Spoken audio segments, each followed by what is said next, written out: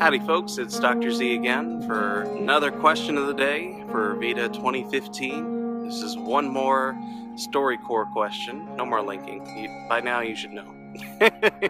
Today's question of the day is, did you have a nickname growing up? If so, how did you get it? It's not really a funny story, kind of an interesting story, because I've had various nicknames, but couple that have really stuck. In high school, beyond being called Harry for the longest time because no one was really too creative, in middle school. In high school, people started calling me Big Z because, as you can see from videos from last year and videos from now, I'm a pretty big guy, so it's Big Z with my last name.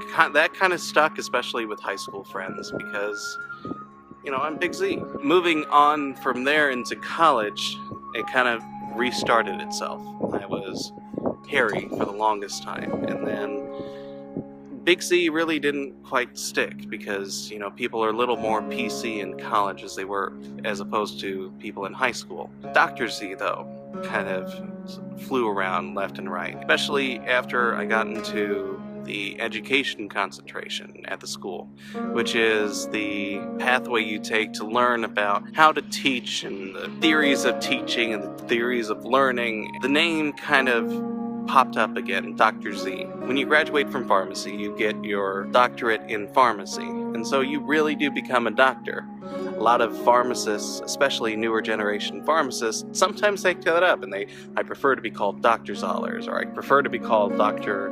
Stilson, or something like that. Even the professors that we meet in the school, we call them Dr.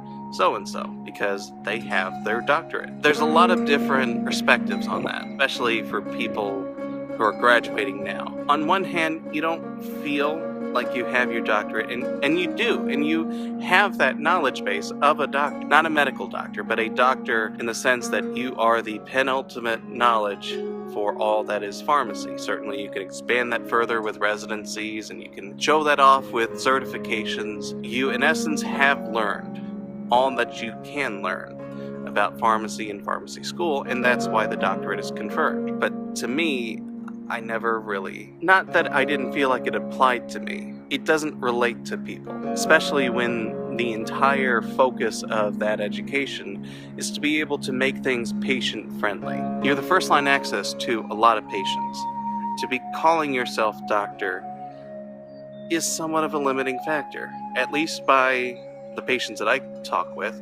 I'm always Harry. It's always kind of been that way. Yes, I have my doctorate, but I never really belabor that fact. I never tell people, no, I'd prefer to be called Dr. Zollers. I don't want to be called Harry. To me, that's where Dr. Z comes in, because it's kind of the fit between both worlds. And if I were to go back into education, I wouldn't be Dr. Zollers. I would be Dr. Z. Being Dr. Z is a little more casual. It's a little more friendly, as opposed to being Dr. Zollers. That confers my title of being a doctor, but at the same time being approachable, patient-friendly. I'll always still go by my first name for a lot of patients that I meet. If I were to do major conferences, or if I were to do some sort of major speech, I'd rather be called Dr. Z.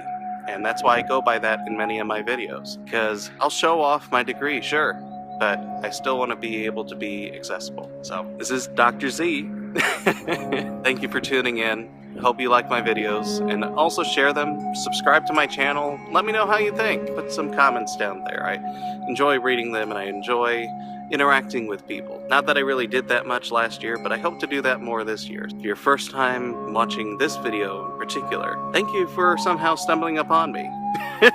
Otherwise, again, this is Dr. Z signing out. Hope you have a great day.